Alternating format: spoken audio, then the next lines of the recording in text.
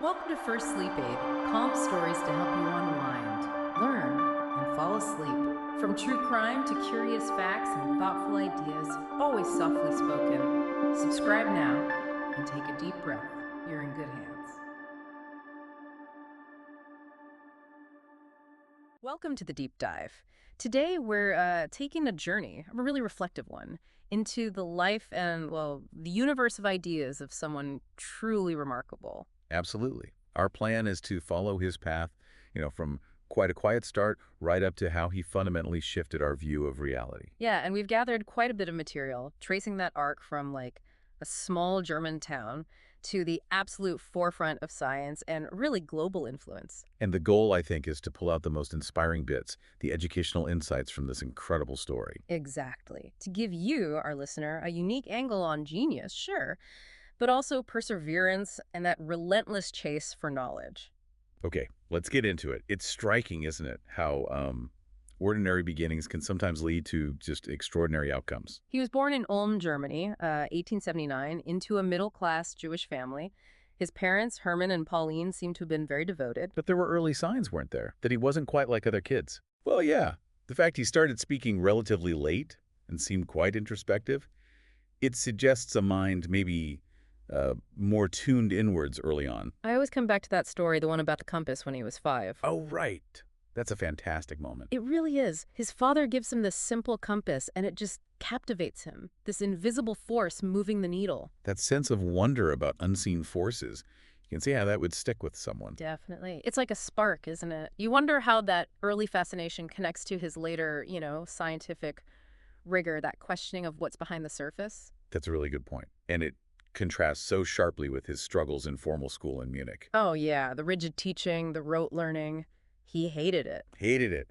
Clashed with teachers, got labeled slow, stubborn even. It shows how that kind of system can miss minds like his. True understanding comes from asking why, not just memorizing facts. You can almost feel the frustration. But it's amazing how his own thinking took off outside that system. Was that common, do you think, that kind of resistance among, groundbreaking thinkers? It's certainly a pattern you see. And look what he did on his own, teaching himself algebra, Euclidean geometry. In a single summer. That's not slow. That's pure intellectual fire. Exactly. And then there's the violin, finding a different kind of order, a harmony in music. It feels connected, doesn't it, to his sense of an underlying structure in the universe. It really does. And the informal education piece seems crucial, too. Uh-huh. Those conversations with his Uncle Jacob and Max Talmud, the family friend, talking about advanced maths, philosophy, that clearly fed something the classroom didn't. It highlights the power of just talking about big ideas, doesn't it? Mentorship. But then life threw a curveball with the family's finances. Right, they had to move to Italy, leaving him behind in Munich. Imagine that. And his reaction wasn't compliance, it was rebellion against that militaristic school atmosphere. He was deeply unhappy, And that led to something pretty drastic. renouncing his German citizenship at 16. Yeah, becoming stateless. It's such a powerful statement, prioritizing his own sense of truth over state authority even then. It really foreshadows his later willingness to challenge things, doesn't it? Yeah. Okay, so then Switzerland, the Swiss Federal Polytechnic in Zurich. But not straight away. No, he failed the entrance exam initially, which, funnily enough, led him to a school in Aarau, Switzerland, which seemed much more suited to him. A more liberal environment. Exactly. And it was there, in Aarau, that he apparently had that key thought experiment. The one about riding alongside a beam of light. That's the one. Wow, just think about that. So simple yet. Yeah. It holds the seeds of relativity, right? What contradictions would that immediately throw up for him based on the physics of the time? Well, light speed is constant, isn't it? So if you could ride alongside it at the same speed, what would you see? Would the light wave look frozen? That doesn't make sense according to Maxwell's equations. Right, it breaks the known laws. So even then, his imagination was pushing at the boundaries. And finally, Zurich. It wasn't just books, was it? No, Zurich offered intellectual community, and crucially, his relationship with Mileva Maric began there. Another physics student, a real intellectual peer for him then. Very much so. Their letters show that deep connection. But even in Zurich, he ruffled feathers. Professor saw the brilliance, but also the insubordination, skipping classes. To study on his own terms. Precisely. So you see this contrast. Mm. Brilliant, but misunderstood. rebellious but incredibly self-disciplined in his own way, solitary yet deeply connected to these fundamental questions about nature. Zurich really was a key turning point, though. More freedom, intellectually speaking, at the Polytechnic. Definitely. He could really immerse himself in physics and math, though, as you said, professors had mixed feelings. They saw the raw talent, but his independence was challenging for them. You can picture it, that nonconformist brilliance, and this is where his focus on light really deepens, right? It's more than just physics problems for him. It seems that way, almost like a spiritual quest you mentioned earlier, a sense of wonder about the hidden laws, the elegance of the universe. That's a great way to put it. And Mileva marriage was central during this period, offering that blend of intellectual partnership and romance. Undeniably important. But then, graduation. And it wasn't smooth sailing. No, finding a university job was tough. Their reputation for being difficult, I suppose. It seems so. It shows how traditional paths can sometimes be closed off to original thinkers. Which makes the next step so interesting, the job at the Swiss Patent Office in Bern. Right. Seems like a detour, maybe even a step down. But it turned out to be crucial. Because it gave him time. Exactly. Time. Time away from academic pressures. Time to just think, to really chew on those big questions about physics that wouldn't leave him alone. It's beautifully ironic, evaluating practical inventions while his mind is off revolutionizing theoretical physics. And it's in that period, roughly 1902 to 1904, that the seeds planted earlier really start to grow into something world-changing. He's challenging classical physics head-on. Influenced heavily by Maxwell's work on electromagnetism and that constant speed of light. Yes, he's wrestling with it. If the speed of light is constant for everyone, no matter how they're moving, what does that do to our ideas of space and time? How can the laws of physics stay the same for everybody? Those are the killer questions, and he's working on them quietly, persistently, in Bern, not in some fancy lab, but in his own head, in that office. And what emerges from that quiet intensity is just breathtaking. A vision of the universe that's stranger, more dynamic, more interconnected than anyone had dreamed. It really proves that breakthroughs can come from anywhere, doesn't it? If the curiosity and the thinking are deep enough. Absolutely. Which brings us then to 1905. The Annus Mirabilis, the miracle year. He's 26, he's a patent clerk, and he publishes 4 papers that rewrite physics. Let's unpack these. First, the photoelectric effect. Right. Building on Planck's quantum idea, he suggests light isn't just a wave, it also comes in these discrete energy packets, photons. Which was radical. It challenged centuries of thinking about light as purely a wave and laid groundwork for quantum mechanics. This is the work that eventually won him the Nobel, right? That's correct. Not for relativity, interestingly enough, but for this. Okay, paper number 2. Brownian motion. The random jiggling of tiny particles suspended in a liquid or gas. Which seems kind of obscure, maybe. But his explanation was profound. He used math, statistical mechanics, to show that this jiggling was direct proof of atoms and molecules bumping into the particles. So, providing concrete evidence for atoms, which were still kind of debated then. Exactly. It made atoms real, in a sense, moving them from theory to observable fact. Okay. Then paper 3, the big one, special relativity. Based on just 2 postulates, 2 starting assumptions. 1, the laws of physics are the same for all observers moving at constant velocity. And 2, the speed of light in a vacuum is constant for everyone, no matter how the source or the observer is moving. From just those 2 ideas, he pulls out these absolutely staggering conclusions. Staggering is the word. Time dilation. Time itself passes differently, depending on your motion.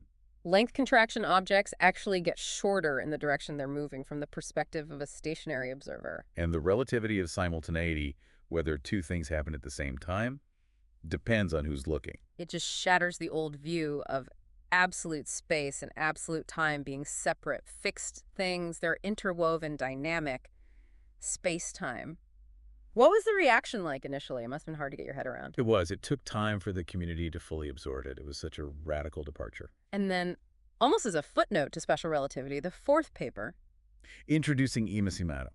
probably the most famous equation in history. And for good reason. It reveals this fundamental equivalence between mass and energy, that they're interchangeable. And that a tiny bit of mass contains a huge amount of energy. Enormous. Yeah. With implications ranging from how stars shine to, well, nuclear power and weapons down the line. It's just unbelievable. All of this, these 4 universe-altering papers coming out of Bern in 1 year from this young patent clerk. It truly was a miracle year. Recognition was slow at first, but the elegance, the sheer audacity of the ideas eventually won through. He dismantled the classical worldview. It's such a testament to what imagination, grounded in rigorous thought, can achieve. He did more in those 12 months to expand human knowledge than most scientists do in a lifetime. Bending time, revealing the quantum nature of light, linking mass and energy. The world was fundamentally different after 1905. And yet, he wasn't done. He'd tackled space, time, light, but gravity was still sort of hanging out there, described by Newton's old laws. That was next. Right. After the miracle year, his focus shifted. Newton's gravity, with its action at a distance, one object instantly pulling another across space that didn't sit right with him anymore, it felt inconsistent with special relativity. Because nothing can travel faster than light, right? So how could gravity act instantaneously? Exactly. That was the problem. Yeah. So he started thinking, what if gravity isn't a force pulling things? What if it's something different? A curvature of space and time itself, caused by mass and energy. That was the radical idea. It took him years, roughly 1907 and 1915, grappling with incredibly complex mathematics to flesh this out into the theory of general relativity. The analogy people often use is the bowling ball on a rubber sheet, right? Yeah, it helps visualize it. The mass of the ball warps the sheet, and a smaller marble rolling nearby follows the curve created by the warping. It's not being pulled by the ball, it's following the geometry of the warp sheet. So planets aren't being pulled by the sun's gravity force, they're following the curves in space-time created by the sun's mass. Precisely. And it's not just space that's curved, time is too. Gravity affects the flow of time. Time dilation again, but this time caused by gravity. Time runs slower where gravity is stronger. Correct. General relativity was. Yeah. It's just such a beautiful, elegant theory, but incredibly complex. It wasn't easy for people to grasp initially. But it made predictions. Testable predictions. That's key. Absolutely. And the most famous prediction was that gravity should bend light. Because light travels through space-time, and if space-time is curved near a massive object, The light path should curve too. and Arthur Eddington's expedition in 1919 during a solar eclipse. Confirmed it. They observed starlight bending as it passed near the sun, just as the theory predicted. And that confirmation catapulted him to global fame almost overnight. Suddenly, he's a household name. Incredible, wasn't it? Ugh. But even with that fame, he seems to have remained focused on the science, wary of the celebrity. General relativity wasn't just an explanation for gravity. It opened up whole new ways of thinking about the cosmos, Black holes. predicted by the theory.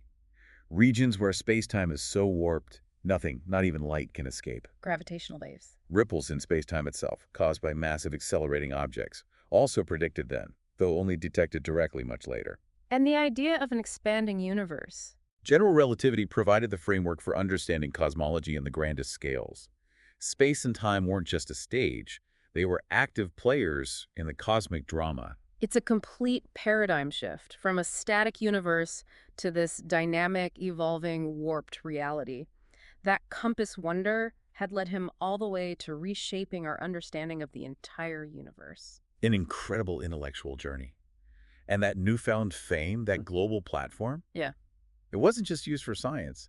He felt a growing sense of responsibility. Yes, witnessing World War I seems to have profoundly affected him. He saw the destruction, the nationalism. And he became a very vocal advocate for peace, highly critical of militarism, blind allegiance to the state. He joined pacifist organizations, argued for disarmament. He believed true peace wasn't just the absence of war, right? It required deeper changes. Changes in how we think, changes in structures. He spoke out against fear, hatred, ignorance, seeing them as the roots of conflict. But his views, combined with his Jewish heritage, made him a target in the rising nationalist tide in Germany. Very much so. Attacked, called a destroyer of German science. Threats became serious. He needed bodyguards sometimes, but he wouldn't be silenced. That takes immense courage. And then, 1933, Hitler comes to power while he's visiting the U.S. And he makes the decision. He's not going back. He renounces his German citizenship again and eventually settles in America. At the Institute for Advanced Study in Princeton, a place where he could finally work without those political pressures, at least initially. Yes, a haven for his research. Yeah. But his activism continued, didn't it? Oh, definitely. He became a strong voice for civil rights in America, speaking out against segregation and racism long before it was mainstream for white public figures to do so. He saw the connections, didn't he, between different forms of injustice, like the universal laws he sought in physics. He seemed to believe in universal principles of justice for humanity. It suggests that deep thinking about the cosmos can, or perhaps should, lead to deep thinking about humanity. He also remained committed to Jewish causes. Yes, supported the idea of a Jewish homeland, though always stressed the need for peaceful coexistence with Arabs in the region. And then there was that extraordinary moment in 1952, Being offered the presidency of Israel. which he declined with characteristic humility. Throughout all this public engagement, his voice carried that same principled conviction, but always grounded in a kind of humility, as if studying the universe taught him about the limits of certainty. That's a powerful insight. Science teaching subtlety, the rarity of absolute answers. Maybe that shaped his approach to politics and ethics, too. It seems plausible. He wasn't just a scientist in an ivory tower. He was a citizen of the world, deeply engaged, trying to nudge humanity towards peace, justice, and that shared sense of wonder he felt so strongly. So he finds this refuge in Princeton, but the world of physics hasn't stood still. Quantum mechanics is exploding, and he finds himself right in the middle of some major debates. Right. He admired quantum mechanics' power, its accuracy in describing the subatomic world, but he was deeply troubled by its philosophical core. The probabilistic nature of it all. Exactly. The idea that at the fundamental level, reality is governed by chance, by probabilities, not strict cause and effect. That famous line. God does not play dice with the universe. That sums up his intuition. He felt there had to be deeper, deterministic laws underneath the quantum randomness. And this led to some legendary intellectual battles, particularly with Niels Bohr. Oh, absolutely. Those Bohr-Einstein debates are iconic in physics history. Yeah. They weren't just arguing about math. They were arguing about the fundamental nature of reality itself. His resistance came from this deep faith in a rational, comprehensible universe. And ironically, his attempts to show quantum mechanics was incomplete actually led to deeper insights into quantum mechanics, like the EPR paradox. Yes, the 1935 paper with Podolsky and Rosen. It was designed as a thought experiment to highlight what he saw as a flaw, this idea that measuring one particle could instantly affect another distant particle it was linked with. What he called spooky action at a distance? Right. He thought it was absurd, proving quantum theory wasn't the full picture. Right. It turned out to be real. Quantum entanglement. And the EPR paper became foundational for understanding it and for things like quantum computing today. The irony is incredible, isn't it? His critique helped solidify one of quantum theory's strangest and most powerful features. Meanwhile, alongside these quantum debates, he's pouring more and more energy into his own grand project. The unified field theory. Trying to unite gravity and electromagnetism into one single mathematical framework. Driven by that belief in ultimate simplicity and unity in nature. Yes. But as quantum physics marched on, incorporating more forces, becoming ever more successful with its probabilistic approach, his quest for a classical-style unification left him increasingly isolated. So exile gave him freedom, but maybe also cut him off somewhat from the mainstream developments in quantum field theory. It seems that way to some extent. Yet he accepted quantum theory's practical success, even if he never fully bought into its philosophical foundations. His loyalty was to the search for truth, as he saw it, not to winning arguments. There's a real grace in that, isn't there? Recognizing progress, even if it's not the path you'd have chosen. Absolutely. He understood that science is a journey, always unfolding, each answer opening more questions. And he found wonder in that, not frustration. That eternal curiosity never left him. But that relatively peaceful, if intellectually intense, period in Princeton was overshadowed by world events again, wasn't it? Yes. The news coming out of Germany in the late 1930s about nuclear fission research, it was deeply alarming. And even though he wasn't working on nuclear physics himself, colleagues urged him to warn the U.S. government. Specifically, Leo Szilard and others were deeply concerned about the possibility of the Nazis developing an atomic bomb. Yeah. They persuaded him, because of his stature, to sign a letter to President Roosevelt. The famous 1939 letter, warning about the potential and urging the U.S. to start its own research program. It was a pivotal moment, and a decision that weighed heavily on him later. Because that letter contributed to the start of the Manhattan Project. It did. He had no direct role in developing the bomb itself. He was even excluded due to security concerns given his pacifist background. But he felt a profound moral responsibility, an indirect role in unleashing this power. You can only imagine the burden. And after Hiroshima and Nagasaki, He became one of the world's most prominent voices calling for nuclear disarmament and international control of atomic energy. that quote of his is so powerful. The unleashed power of the atom has changed everything save our modes of thinking. It captures the crisis perfectly. Our technology had leaped forward, but our ways of managing conflict, our political thinking hadn't kept pace. He advocated for world government, believing nation-states were now inadequate, even dangerous in the atomic age. His advocacy shifted, didn't it? From a focus on scientific discovery to this urgent plea for a change in human consciousness, a recognition of our shared vulnerability. He saw scientists as having a unique moral duty. They understood the power they were unlocking and had a responsibility to guide its use or prevent its misuse. He evolved from the revolutionary physicist to this almost reluctant prophet warning of potential doom. It was a struggle, wasn't it, to ensure the knowledge he helped uncover wouldn't destroy humanity. He saw the danger wasn't the atoms, it was us. Exactly. The real challenge, the real frontier, lay within the human heart, in our capacity for wisdom and cooperation. And alongside these immense global concerns, in his later years, he returned with focus to that ultimate scientific dream, the unified field theory. Yes, that became his primary scientific focus. The quest for a single set of equations, a single framework that could describe both gravity and electromagnetism, maybe all of nature's forces, elegantly and simply.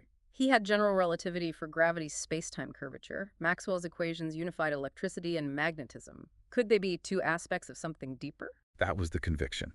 That beneath the apparent complexity, the universe operated according to beautiful, unified principles. He spent years exploring incredibly complex mathematical paths. But as you mentioned, the rest of the physics world was largely moving in the quantum direction. He became more isolated in this pursuit. Quite isolated, yes. While younger physicists were developing quantum electrodynamics, exploring the nuclear forces, he was often seen as pursuing a path that, while noble, was perhaps out of step with the main thrust of physics at the time. His resistance to the probabilistic nature of quantum theory was a key factor. He kept working, kept publishing papers on it, corresponding with people, but the breakthrough never came. No, the unified theory remained elusive during his lifetime, but it's crucial to see that he likely didn't view it as a failure. How so? The pursuit itself, the striving for that deep understanding, for that unity and elegance he believed must exist, that was the point. It was driven by the same wonder that started with the compass. It was almost a moral or aesthetic imperative for him. That quote you mentioned earlier fits here too. The most incomprehensible thing about the universe is that it is comprehensible. That faith that it can be understood, ultimately. Precisely. And in those later years, even without finding the unified theory, he became this symbol of intellectual humility, of patient dedication to deep questions, of the enduring power of wonder. He kept working on it right up until his death in Princeton in 1955, leaving those unfinished equations behind. A quest left unfinished by him, but one that continues today. Physicists are still searching for that theory of everything. So the true value of his final quest isn't just in the result, but in the spirit, that relentless curiosity, that faith in an underlying elegant truth. I think that's a beautiful way to put it. That spirit is as much a part of his legacy as relativity. Absolutely. When you step back and look at his whole life, the legacy is just immense, isn't it? It goes so far beyond the specific equations. It really does. He didn't just give us new physics. He gave us a new way of thinking about the universe and our ability to understand it through reason, imagination, curiosity, and humility. His ideas underpin so much of modern technology, modern cosmology, but maybe even more important is that spirit of inquiry. That constant questioning, never accepting dogma, always probing deeper. That core idea that wonder isn't something childish you grow out of. It's the very engine of discovery. As he put it, the important thing is not to stop questioning. Curiosity has its own reason for existing. And he lived that, didn't he? Combining that fierce intellect with a deep moral conscience, the advocate for peace, the critic of injustice. He modeled kind of integrated life, where intellectual pursuits and ethical responsibilities weren't separate compartments. In our often fractured world, his life offers this vision of connection between different fields of knowledge and connection between knowledge and action. He showed that real greatness isn't about claiming certainty, it's about the pursuit of understanding, about embracing the mystery. Living as a citizen of the cosmos, you could say, always reaching for those universal truths. His entire journey reminds us that there's always more to discover, that every question can open a new path. A legacy not just of groundbreaking genius, which it certainly was, but profoundly, a legacy of enduring wonder.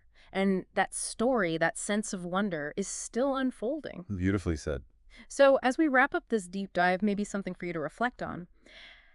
How can that spirit of relentless curiosity, that profound wonder that shaped this incredible life, how can it spark something in your own world? What hidden forces, what deep questions might be calling to your own mind, waiting for your own aha moment? It's a great question to ponder. We hope you'll keep diving deep into whatever mysteries capture your imagination.